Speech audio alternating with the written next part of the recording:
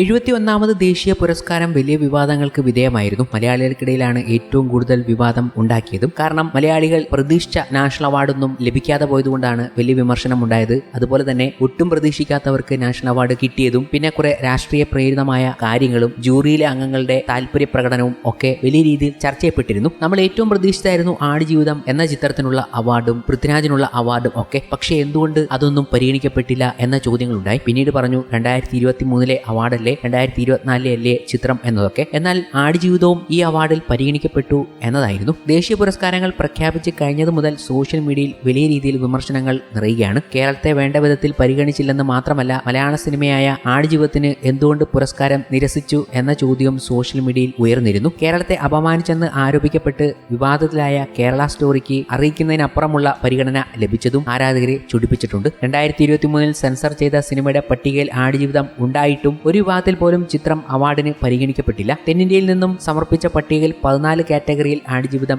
ഇടം നേടിയിരുന്നു. ആടുജീവിതത്തിന് എന്തുകൊണ്ട് ദേശീയ പുരസ്കാരങ്ങൾ ലഭിച്ചില്ല എന്ന ചോദ്യത്തിന് ജൂറി ചെയർമാൻ ചിത്രത്തെക്കുറിച്ച് നല്ല മതിപ്പ് ഉണ്ടായിരുന്നില്ലെന്ന് മറുപടിയാണ് സംവിധായകനും ജൂറി അംഗവുമായ പ്രദീപ് നായർ മാധ്യമങ്ങളോട് പറഞ്ഞത്. ഏറെ നിരൂപക പ്രശംസ നേടിയ ചിത്രം ആടുജീവിതം നിരവധി വിഭാഗങ്ങളിലേക്ക് സമർപ്പിച്ചിരുന്നു. ഗോവയിൽ നടന്ന ഒരു ചലച്ചിത്ര മേളയിൽ ജൂറി ചെയർപേഴ്സൺ അശുതോഷ് ഗോവാരിക്കർ ഈ സിനിമ കണ്ടിരുന്നു. ചിത്രത്തിന്റെ തിരക്കഥയുടെ അഡാപ്റ്റേഷനെ കുറിച്ചും അത് സിനിമയാക്കിയതിനെക്കുറിച്ചും അദ്ദേഹത്തിന് ആശങ്കകൾ ഉണ്ടായിരുന്നു. ഗോവാരിക്കറും ജൂറിയിലെ മറ്റുള്ളവർക്കും കഥയുടെ അഡാപ്റ്റേഷനിൽ സ്വാഭാവികതയില്ലെന്നും അഭിനേതാക്കളുടെ പ്രകടനങ്ങൾക്ക് ആധികാരികതയില്ലെന്നും തോന്നി. മികച്ച പിന്നണി ഗായകൻ, മികച്ച ഗാനരചന എന്നീ വിഭാഗങ്ങളിലും ചിത്രം പരിഗണിച്ചിരുന്നു. എന്നിരുന്നാലും ഈ വിഭാഗത്തിലും അത് വിജയിച്ചില്ല. അതിനൊരു കാരണം സാങ്കേതിക പിഴവാണ്. ഗാനങ്ങൾക്ക് ശരിയായ ഇംഗ്ലീഷ് പരിഭാഷ നൽകുന്നതിൽ സിനിമയുടെ അണിയറ പ്രവർത്തകർ പരാജയപ്പെട്ടു. കൂടുതൽ മികച്ച പരിഭാഷയുള്ള എൻട്രികൾ ഉള്ളതുകൊണ്ട് മത്സരം കടുത്തതായിരുന്നു. ആടുജീവിതത്തിൽ KR ഗോകുലിന്റെ കഥാപാത്രം അതിന്റെ പുതുമയ്ക്കും സ്വാധീനത്തിനും ജൂറിയുടെ പ്രശംസ നേടിയിരുന്നു. പക്ഷേ സിനിമയുടെ മൊത്തത്തിലുള്ള ഗുണനിലവാരം പരിഗണിച്ചപ്പോൾ KR ഗോകുലിന്റെ പ്രകടനവും തള്ളിപ്പോകുകയായിരുന്നു എന്നും പ്രദീപ് പറഞ്ഞു. കേരള സ്റ്റോറിക്ക് പുരസ്കാരം നൽകുന്നതിനുള്ള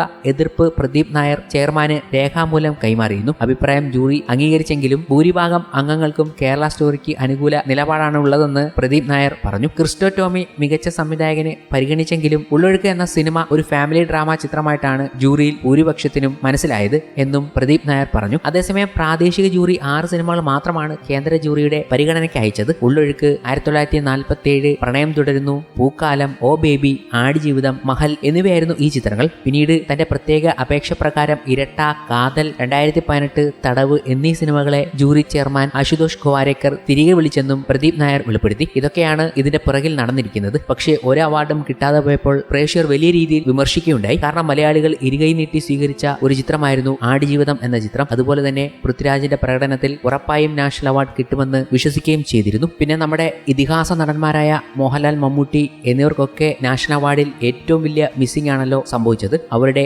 അർഹിച്ച സിനിമകൾക്കൊന്നും നാഷണൽ അവാർഡ് ലഭിക്കാതെ പോയ കാര്യങ്ങളൊക്കെ ചർച്ച ചെയ്യാണ് ഇപ്പോൾ പ്രേക്ഷകർ. അവരുടെ മിസ്സിങ്ങിന് അപ്പുറം വരില്ലല്ലോ ഒരു പൃഥ്വിരാജിന്റെ ആടുജീവിതം എന്ന രീതിയിലും അവരിപ്പോൾ പറഞ്ഞ് ആശ്വസിക്കുകയാണ്.